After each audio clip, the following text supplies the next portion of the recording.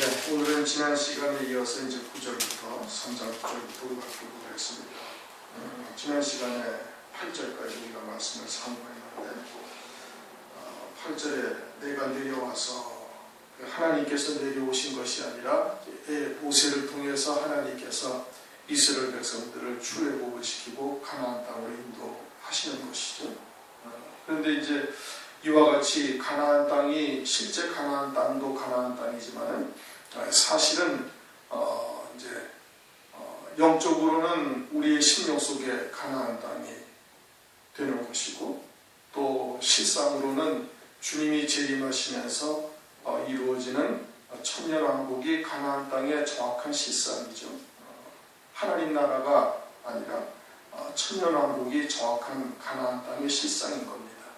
그때 주님이 내려오셔가지고 이제 영적인 이스라엘 백성들, 하나님의 자녀들을 그 가나안 땅으로 인도하시는 거예요. 그래서 초림하셔가지고 그와 같이 십자가에 못 박혀 죽임당하시고 그리고 믿는 자에게 성령을 부어주셔서 심령의 가나안 땅을 주님께서 이끌어 가시는 겁니다. 내가 내려와서 주님이 초림을 하신 것이죠. 그리고는 가나안 땅의 참 실상인 천년왕국은 주님께서 재림하심으로 말미암아 하나님의 백성들을 그 가나안 땅으로 이제 인도하시는 거예요. 내가 내려와서 그렇게 인도하신다. 그것을 말씀하시는 것이고 9절 이제 이스라엘 자손의 부르짐이 내게 달하고 애굽 사람이 그들을 괴롭게 하는 학대도 내가 보았으니 이스라엘 백성들이 애굽 사람들의 그러한 학대, 핍박으로 인해 가지고 하나님께 부르짖었다는 거예요. 하나님께 부르짖어서 그 부르짖음이 하나님께 달하였다. 하나님께서 그들의 기도를 지금 응답하시겠다 이거거든요. 하나님께서 응답하시겠다. 그럼 하나님께서 그렇게 응답하시고 하시기까지 이스라엘 백성들이 부르짖어야 되는 거예요. 그렇게 부르짖지 아니하면 하나님께서 응답을 하지 아니하시는 거예요. 에스겔서 36장 37절에도 말씀하고 있잖아요.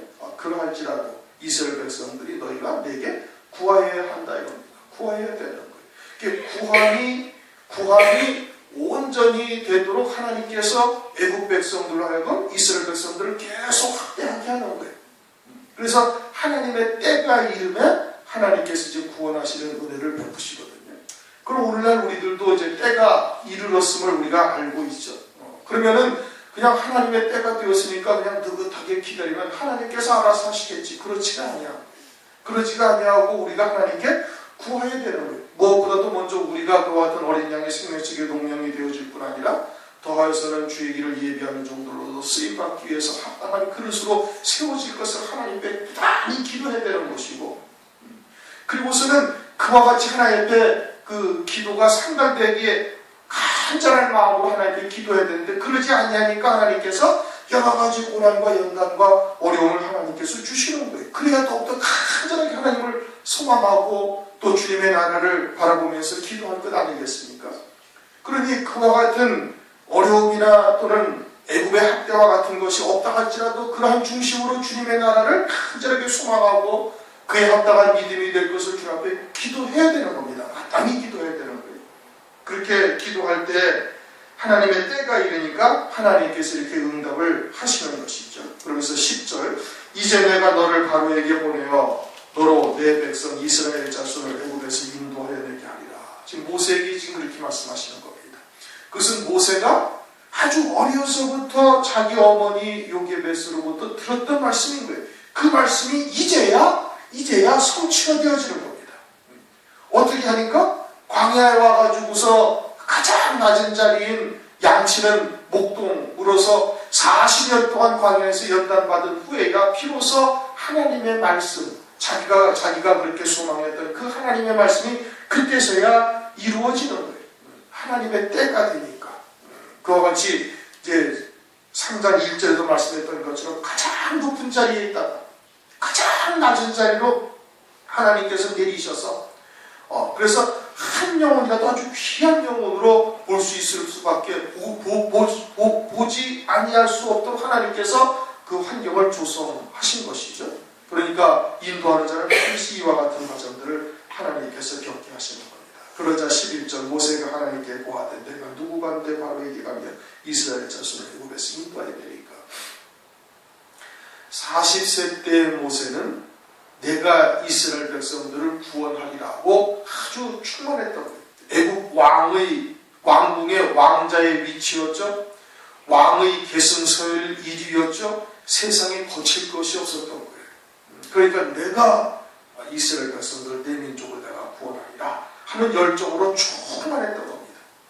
그런데 하나님께서는 그때 이스라엘 백성들을 구원하도록 허락지 않게 하셨어요. 그리고서는 광야로 도망할 수밖에 없게 만드시고 광야에서 40년 동안 가장 낮은 자리에서 하나님을 소망하면서 그 주의 언약을 소망하면서 그 낮은 자리에서 하나님께서 이토록 연단을 하신 겁니다. 약간 아주 고운 가루로 만들어 버리신 거예요. 아주 고운 가루로 그냥 완전히 바스러져 가지고 완전히 고운 가루로 만들어져서 그냥 하나님의 쓰시기에 합당한 자가 되도록 하나님께서 하셨다 이겁니다. 그럼 오늘날 우리들도 왜 하나님께서 여러 가지의 모양으로 연단을 하셔요? 그렇게 되도록 하나님께서 이끌어 가시는 거예요.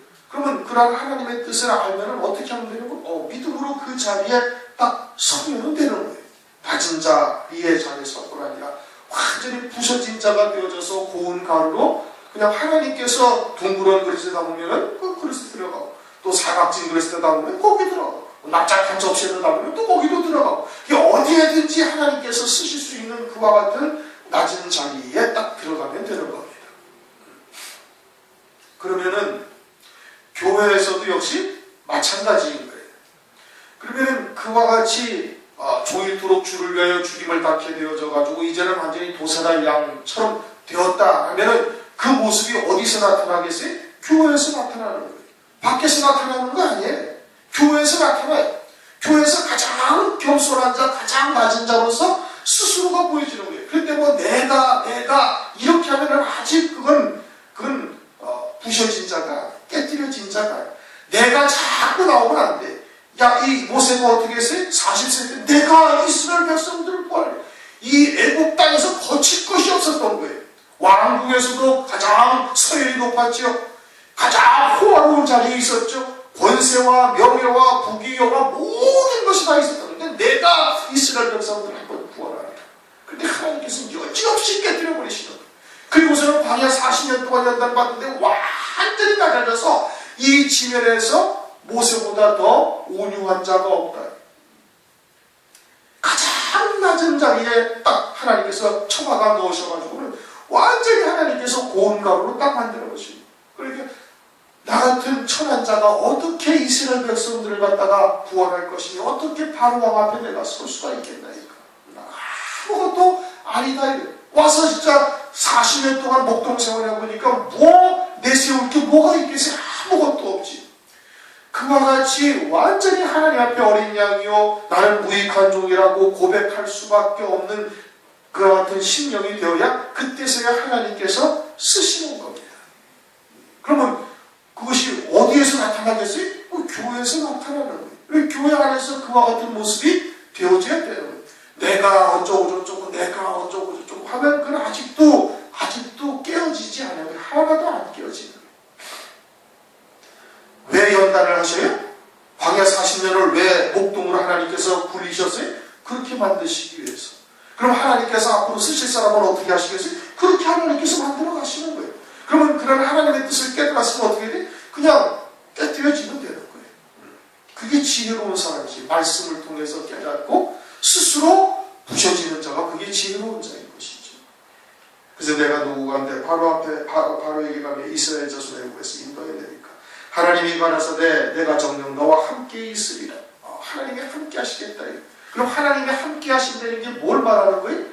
막 예고에 들어가서 지팡이를 던지니까 뱀이 되고 꼬리를 잡으니까 다시 지팡이가 되고 하수를 치니까 피가 되고 티끌을 날리니까 막 파리떼, 개구리떼가 왔다 갔다 하고 메뚜기떼가 오고 막 흑암이 재앙이 오고 이게 하나님이 함께 하시는 겁니까? 아니라는 말씀이에요. 그게 아니에요. 요셉이 보디발의 집으로 종으로 딱 팔려왔는데 여호와께서 요셉과 함께 하시고 그가 형통한 자가 돼요. 그 요셉이 하나님과 함께 하셨는데 하나님 함께 하셨는데 요셉이 어떻게 되는 거예요? 자기에게 보여주셨던 그 계시 하나님의 뜻을 완전히 믿어서 하나가 되어져서 그의 합당한 자로 길러가시는 데 있어서 조금도 차별이 없도록 믿음으로 완전히 하나가 된 거예요. 그러면 지금 모세가 지금 하나님이 모세와 함께 있으리라 하셨다. 그러면 뭐가 모세와 하나님이 함께 하셨다는 건 지금 이스라엘 백성들을 아브라함에게 하나님께서 약속하셨던 것은 400년 동안 이방에서 격이되었다가 하나님께서 반드시 그들을 그곳에서 끌어올려서 가나안 땅으로 하나님께서 올리시겠다는 그 약속의 말씀이 모세를 통해서 이루어질 것을 모세가 아주 확신한 거다 이겁니다. 그리고 그 말씀을 이루기 위해서 여러 가지 표적이 나타난 것일 뿐이에요. 그것이 능력이 아니라 말씀 자체가 하나님이시고 그 말씀을 전능하신 하나님께서 이루어 가시는 거예요. 그러면서 그 나타나는 것들은 그건 부수적인 것이지 가장 큰 능력이 뭐예요? 가장 큰 하나님의 은혜가 뭐예요? 우리가 구원받는 거예요. 우리가 천국에 가는 것이 가장 큰 이적 중에 이적이지. 그렇지 않아요? 죽을 수밖에 없는 존재요. 마귀의 종으로 살 수밖에 없는 우리들이 영원한 하나님의 나라를 가는 것보다 더 큰 이적이 어디 있어요? 그보다 더 큰 또 이적은 또 뭐예요? 아버지의 영광에 참여하는 자가 돼. 이거보다 더 큰 이적이 세상 천지에 어디 있느냐고요. 금이빨 되는 게 큰 이적입니까? 안병이 떨어져 나가는 게 이적입니까? 아니란 말이에요. 구원하는 것이 큰 이적이다. 그 모세를 통해서 아브라함이 약속한 약속이 이루어지는 것이 제일 큰 이적인 것이고, 우리가 구원받는 것보다 더 큰 이적이 없는 것이고, 그 구원보다 더 큰 구원이 있다 하셨으니 그것이 뭐예요? 하나님 아버지의 영광에 참여하는 거예요. 아버지의 유업을 잇는 아들이 되는, 이게 기가 막힐 일이지요. 그보다 더 큰 이적이 어디 있어요? 그보다 더 큰 능력이 세상에 어디 있어요? 어떤 존재가 우리로 하여금 그와 같은 하나님 나라에 또는 하나님 나라에서 아버지의 유업을 이룰 수 있는 존재로 만들어갈 수 있는 능력이 있는 것이 세상에 어디 존재하느냐고. 아무것도 사람이 할 수 있습니까? 철학자가 할 수 있나요? 어떤 사상가가 할 수 있나요? 아무도 못하는 거예요. 하나님만이 하시는 거예요. 그것이 하나님이 함께 하셔서 이루시는 은혜다 이겁니다. 네가 백성을 애굽에서 인도해낸 후에 너희가 이 산에서 하나님을 섬기리니 이것이 내가 너를 보는 증거니라. 그래가지고 모세가 이스라엘 백성들을 구원해 나와가지고 이 시내산에서, 호렙산 시내산인데 그 시내산에서 어떻게 모세가 올라가서 하나님을 배웠고 거기서 십계명의 돌판을 받아가지고 내려오는 거예요. 그것이 하나님께서 보내신 증거다. 지금 그렇게 말씀을 하고 있습니다. 13절 모세가 하나님께 고하되 내가 이스라엘 자손에게 가서 이르기를 너희 조상의 하나님이 나를 너희에게 보내셨다면 그들이 내게 묻기를 그 이름을 무엇이냐 그 이름이 무엇이냐 하리니 내가 무엇이라고 그들에게 말하리까 하나님이 모세에게 이르시되 나는 스스로 있는 자리라. 스스로 있다. 독존하시는 하나님이에요. 스스로 홀로 계시는 거예요. 그러니까 하나님 외에 다른 신이 있을 수가 있어요? 없어요? 있을 수가 없는 거예요. 하나님이 홀로 스스로 계시면서 모든 만물을 보이는 것이나 보이지 아니하는 것이나 정사나 권세나 기타 모든 것들을 다 만드신 거예요. 골로새서 1장 16절이나 요한복음 1장 3절이나 모든 만물이 보이는 것이나 보이지 않는 것이나 다 그에 의해서 창조되고 그를 위하여 만들어졌고 그로 말미암아 다 존재하는 거예요. 하나님이 절대자시다. 하나님이 창조주가 되신, 하나님이 주권자가 되신다. 나는 스스로 있다. 중간에 있다가 없어질 수도 없는 것이고 없어지는 분도 아니시고 영원히 홀로 스스로 영화로고 스스로 계시는 분이다. 하나님의 말씀을 믿는다라는 것은 그 믿음이 있어야 되는 거예요. 그 말씀이 아주 전능하신 하나님이시라는 그 믿음이 있어야 되는 거예요. 그러할 때 그 말씀이 역사가 나타나게 되어지는 것이죠. 또 이르시되 나는 이스라엘 자손에게 이같이 이르기를 스스로 있는 자가 나를 너희에게 보내셨다 하라. 하나님이 또 모세에게 이르시되 너는 이스라엘 자손에게 이같이 이르기를 나를 너희에게 보내시는 너희 조상의 하나님 곧 아브라함의 하나님 이삭의 하나님 야곱의 하나님 여호와라 하라. 이는 나의 영원한 이름이요 대대로 기억할 나의 표본이라. 아브라함의 하나님 이삭의 하나님 야곱의 하나님이라는 것이 무엇을 의미하는지 지난 시간에 다시 설명을 지난 시간에 드렸어요. 그렇죠?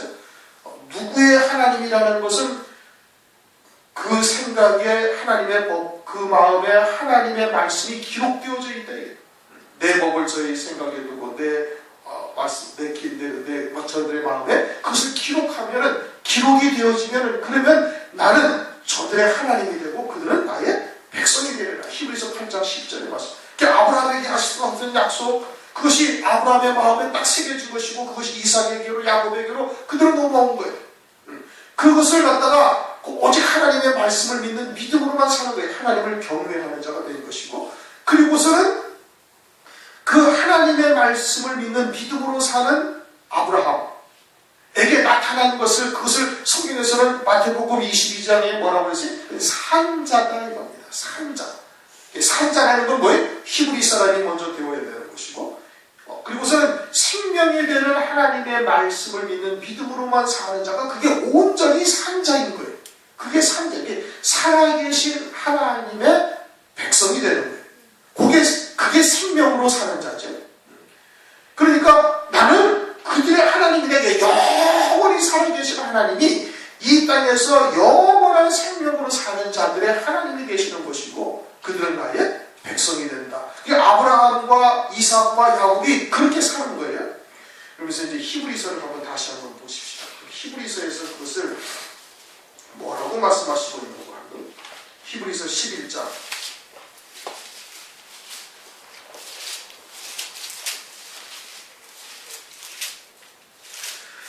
히브리서 11장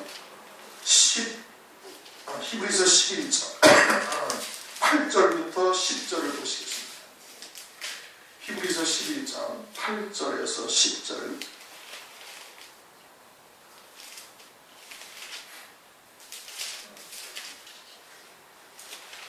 히브리서 11장 8절 10절.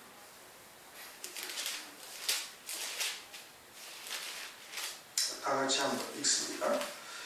믿음으로 아브라함은 부르심을 받았을 때에 순종하여 장래 기업으로 받을 땅에 나갈새 갈 바를 알지 못하고 나갔으며, 믿음으로 저가 외방에 있는 것 같이 약속하신 땅에 우거하여 동일한 약속을 유업으로 함께 받은 이삭과 야곱으로 더불어 장막에 거였으니, 이는 하나님의 경영하시고 지으실 터가 있는 성을 받았음이니라. 아멘.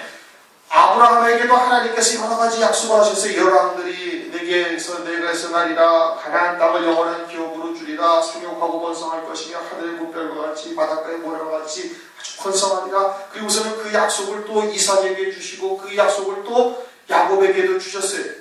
그래서 그들이 그 하나님의 말씀을 믿는 믿음으로만 사는 거예요. 하나님을 완전히 경외하면서 사는 거예요. 그런데 그러한 여러 가지 약속을 주셨는데 그 결론이 뭐냐면은 10절, 이는 하나님의 경영하시고 지으실 터가 있는 성을 바랐습니다. 이겁니다. 이게 뭔 성을 바라신 거예요? 새 예루살렘 성을 바란 거예요. 그 모든 약속의 결론은 뭐였냐면 새 예루살렘 성이었던 거예요. 새 예루살렘 성. 그래서 16절에 저희가 이제는 더 나은 본향을 삼아 이곳 하늘에 있는 것이라, 그러므로 하나님이 저희의 하나님이라 일컬음 받으심을 부끄러워하게 하시고 저희를 위하여 한 성을 예비하셨느니라.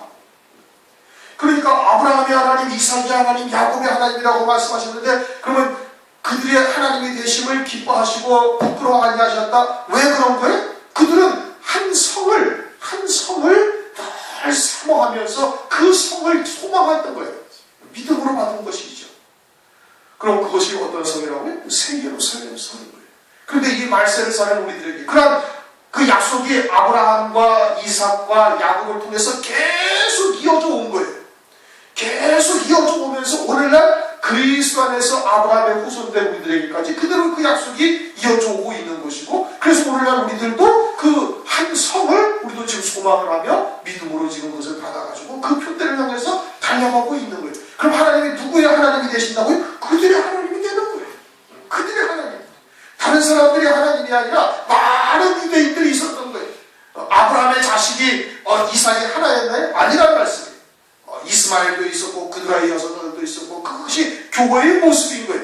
그 가운데 이삭이 하나님이고, 이삭의 아들은 거기에는 또 있었지.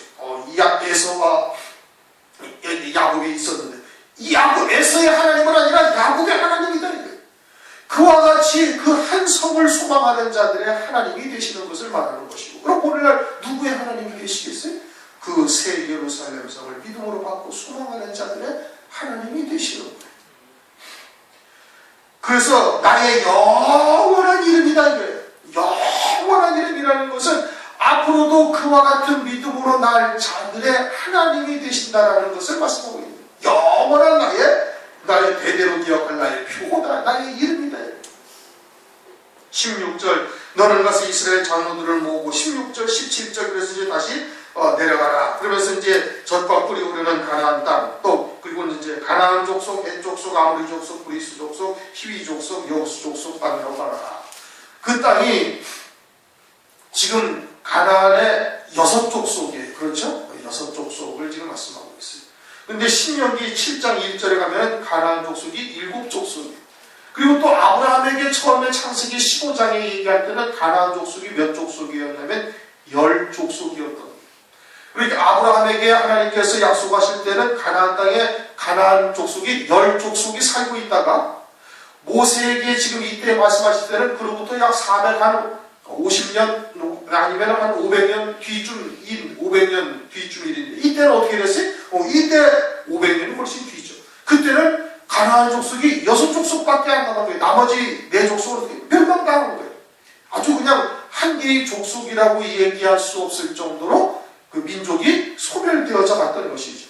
그러다가 신명기 7장에 가서 이제 막상 이스라엘 백성들이 가나안 땅에 딱 들어갈 때는 몇 족속이 돼? 7족속이 되는 거예요. 그 중에 그냥 몇 명만 유지하던 족속이라고 이름하기 어려울 정도로 소멸되었던 한 족속이 다시 부활해가지고 다시 융성해져가지고 한 족속을 이루어서 가나안 7족속이 되어지는 겁니다. 그런데 그 가나안 7족속이라는 것이 뭘 말하는 거예요?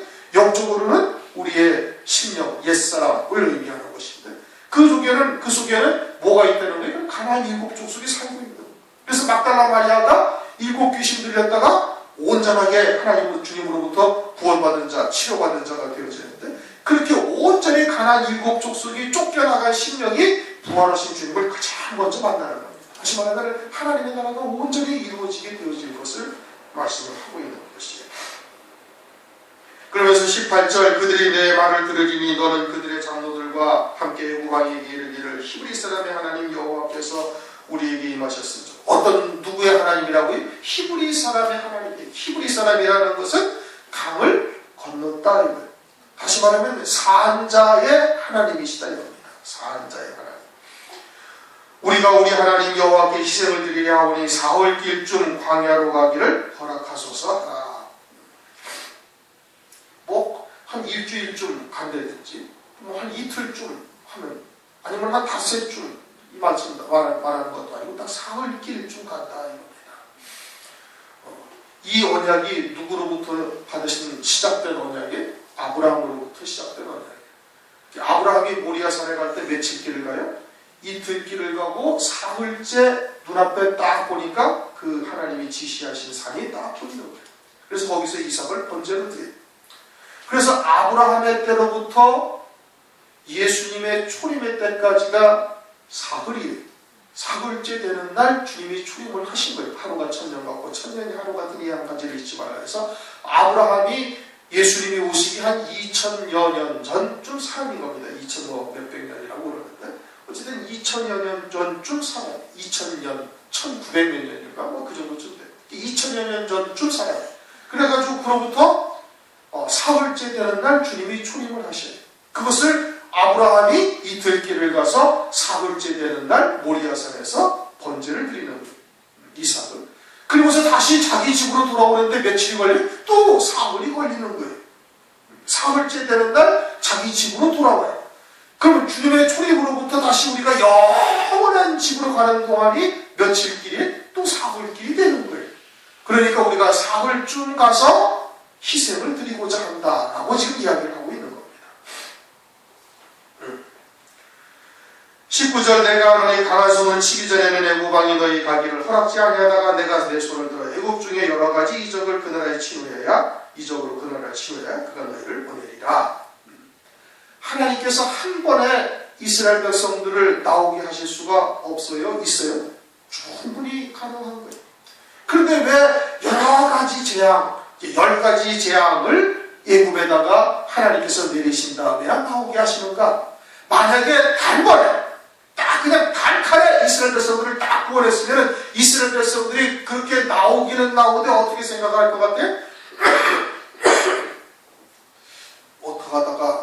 어떡하다가 소 뒷걸음치다가 쥐잡은 꼴 정도처럼 우연히 아니면 어쩌다 한번 이상하게 한번 신기한 일이 벌어졌다라고 생각을 할 거예요. 전능하신 하나님의 놀라운 이적이요 우리를 구원하신 섭리라고 믿음으로 받기가 쉽지가 않다 이겁니다. 그러니까 한 번, 두 번, 세 번 이렇게 해가지고 10번에 걸쳐가지고 하나님의 어마어마한 역사를 온전히 체험하게 하셔서 하나님을 온전히 믿는 자로 하나님께서 그들을 세우고자 그렇게 10가지 이적을 베푸신 거예요. 일부러 하나님께서 바로의 마음을 강팍하게 하셨다 이겁니다. 성경에 나오지 않습니까? 바로의 마음을 강팍하게 하나님께서 만드신 거예요. 그래서 이스라엘 백성들로 하여금 온전히 하나님을 믿는 자가 되게 하신 건데, 그런데 어떻게? 바로 홍해 앞에서 또 원망하고 불평하며 하나님의 놀라운 역사를 눈으로 목도하고도 믿지 못하는 거예요. 우리를 이 여기서 그냥 다 죽이는구나. 앞에는 바다요, 뒤에는 애굽의 군병이 다 쫓아오고 있으니 꼼짝 못하고 다시 다 죽었구나 라고 원망불평한다 이겁니다. 그리고 나서는 하나님께서 또 이적으로 홍해를 갈라놓고 애굽 땅, 가나안 땅으로 광야길로 보내셨는데 거기에서도 그냥 사흘이 멀다 하고 원망하고 불평하는 것을 성경에 쭉 기록을 해놓으셨어요. 사람의 심성이 우리가 그런 거예요. 모세는 또 어떻게 했어요? 모세는 이거 충분히 다 들었다는 거예요. 알아요. 하나님께서 여러 가지 재앙을 일으킨 후에야 바로가 너희들을 보내느냐 하는 거 모세가 지금 들었죠. 자기는 직접 들었어요. 그렇죠? 그러면 그것도 모세도 믿어야 돼. 그런데 5장 22절 모세가 여호와께 돌아와서 보아되 주여 어찌하여 이 백성으로 학대를 당케 하셨나이까 어찌하여 나를 보내셨나이까 내가 바로에게 와서 주의 이름으로 말함으로부터 그가 이 백성을 더 학대하며 주께서도 주의 백성을 구원치 아니하시나이다 하고 투덜대고 앉아있는 거예요. 모세도 자기는 직접 하나님으로부터 음성을 들었는데 그럼에도 불구하고 그러는 거예요. 그러니 이스라엘 백성들이 그렇게 낙심하거나 원망하거나 또는 그런 하나님의 이적을 보고도 눈으로 믿지 못하고 그냥 불평하는 것을 나무랄 수가 없는 것이죠. 그럼 이게 뭐예요? 우리의 본성 자체가 그런 거예요. 입술로는 믿는다, 지식으로는 하나님의 전능하심과 하나님의 살아계심과 하나님의 역사를 믿는다 하지만 현실로 우리가 딱 문제를 부딪히면은 그러면은 대부분 다 이렇게 좌절하고 그러다가 그것이 계속 되어지면 어떻게? 그냥 원망하고 무엇 때문에 우리가 애굽에서 종살이 편안하고 하고 있는데 굳이 그냥 가기 싫다는 가나안 땅에 왜 끄집어내가지고 광야에서 이 생고생을 시키고 어쩌고 저쩌고 어쩌고 맨날 불평하는 거예요. 그냥 문제가 현실에 닥치면 현실적인 문제로 내게 실제로 딱 부딪히면은 그러면은 대부분 이와 같이 좌절하고 낙심하고 그것이 계속되어지면 원망하고 불평하고 그러다가 또 하나님을 대적하기도 하는 것이 우리의 본연의 모습이다 이겁니다. 그러니까 어떻게 되는 거예요? 철저히 부셔져야 되는 거예요. 우리의 속성인 그러함을 우리가 잘 깨닫고 애굽에서 나온 이스라엘 백성들이랑 우리가 다를 바 하나도 없는 거예요. 하나도 없는 거예요. 왜 이들은 이렇게 어리석었을까? 참말에 우리도 현실적인 문제에 딱 부딪히면 우리도 그냥 주저앉고 낙심하고 그러다가 시간이 더 계속되어지고 고통이 더 길어지면 어떻게 그냥 원망하고 내가 하나님 앞에 뭐 잘못한 게 그리도 많아가지고 이렇게 고생을 바가지로 시키십니까? 하고서 하나님 앞에 바락바락 머리 들고 대드는 게 그게 우리 속성인 거예요. 그러면 어떻게 돼? 가나안 땅에 못 들어가는 겁니다. 못 들어가는 거예요. 그러니까 광야에서 계속 하나님께서 40년 동안 이스라엘 백성들을 그때로부터 20세 이하로 또 그 난자로 다시 태어난 자들 그들을 다시 하나님께서 완전히 훈련시켜가지고 하나님의 말씀을 믿는 믿음으로만 사는 자들로 하나님께서 그들을 세우셔서 여리고성을 통해가지고 가나안 땅을 들어가게 하나님께서 하시는 겁니다. 나는 안 그런데 이스라엘 백성들은 왜 이런가? 그거 절대 아닙니다 여러분. 우리 스스로의 모습을 잘 볼 수 있어야 돼요. 21절 내가 애굽 사람으로 이 백성이 은혜를 입히게 할지라 너희가 갈 때 빈손으로 가지 아니하리니 여인마다 그 이웃 사람과 자기 집에 우거하는 자들에게 은폐물과 금폐물 의복을 구하여 너희 자녀를 꾸미라 너희가 애굽 사람의 물품을 취하여. 그래서 그대로 나올 때 하나님께서 하십니다. 그것은 뭐예요? 이스라엘 백성들이 거기서 착취당한 그 수고의 대가를 거두게 하시는 거예요. 반드시 거두게 하시는 겁니다. 우리가 이 땅에서 사는 동안 믿음의 열매대로 세상에서 대우받지 못해요. 세상의 것도 누리지 못해요. 그러나 그것을 하나님께서는 반드시 그냥 소고자에게 냉수 한 그릇 준 것까지도 잊지 아니하시고 그대로 다 갚아주신다. 반드시 받게 하시는 거예요. 반드시 받게 하시는 거예요. 결코 헛된 것이 하나도 없다는 겁니다. 그리고 눈물을 흘리며 씨를 뿌려도 걱정하지 말아요. 하나님께서 반드시 그 열매를 거두게 하신다는 거예요. 그러니까 때를 얻든지 못 얻든지 하나님의 말씀을 전해야 되는 것이고 또 믿음으로 헌신해야 되는 거예요.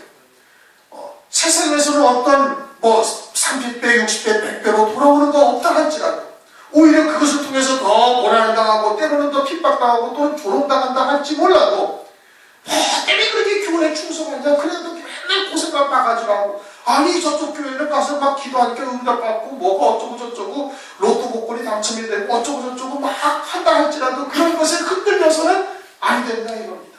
왜? 우리는 살아계신 하나님을 믿으니까. 그러니까 애굽에서 내려가서 430년 동안 고생하며 많은 고난을 겪었던 그 대가를 나올 때 반드시 받게 하시는 거예요. 그 수고한 대가 착취당한 그 수고의 대가를 반드시 거두게 하신다. 그러면 우리가 이 땅에서 수고했을 때 이 땅에서 이 믿음으로 헌신하고 열매 맺었던 것이 세상에서는 우리에게 돌아오지 아니하는 거예요. 그러니까 많은 믿음의 선진들이 의인의 고난과 악한 자들의 형통에 대해서 계속해서 하나님께 물었던 겁니다. 계속 묻는 거예요. 하박국 선자도 그러고 예레미야도 그러고 다른 선자도 이런 이 땅에서 그렇게 믿음으로 살려고 그냥 하는데도 어려움과 고난과 핍박과 조롱은 끊이지 아니하고 이어지고 있고 악한 자들은 당장에 멸망당해서 속이 시원할 텐데 그들은 승승장구하고 아들을 낳아도 순산하고 새끼를 낳아도 쌍태로 낳고 그리고 죽을 때도 고통도 없이 죽고 앉아있지 않냐. 왜 악한 자들이 이 땅에서 형통하고 의인은 왜 이렇게 고통당하는가. 그러니 믿음으로 산다는 것이 무엇이 유익인가 하면서 많은 선생들이 다 고민을 하면서 하나님께 물었던 겁니다. 그런데 그것을 어떻게 하나님께서 반드시 갚아주신다. 결정적인 것은 환난 날이죠. 환난 날 믿음을 지키며 그 핍박을 당하고 먹지 못하고 조롱당하고 그리고는 유리방황하다가 결국 죽임까지 당하는데 그것을 하나님께서는 최고의 영광으로 하나님께서 즉시 갚아주시는 거예요. 그리스도의 영광에 참여하고 그리스도의 신부 어린 양의 아내가 되어지는 이 어마어마한 은혜를 하나님께서 베풀어 주시는 겁니다. 보이지 아니하는 소망을 위해서 눈에 보이는 것들을 다 포기했을 뿐만 아니라 육신의 목숨까지도 그냥 다 가차없이 딱 버리는 그 믿음을 하나님께서 가장 귀하게 보신다 이겁니다. 그래가지고는 어린 양의 아내가 그리스도의 신부로 하나님께서 세우시는 은혜를 반드시 은폐물, 금폐물을 취할 수 있도록 하나님께서 역사를 하시는 겁니다. 우리가 그 믿음에서 흔들리지 마시고 끝까지 승리하시기를 주님의 이름으로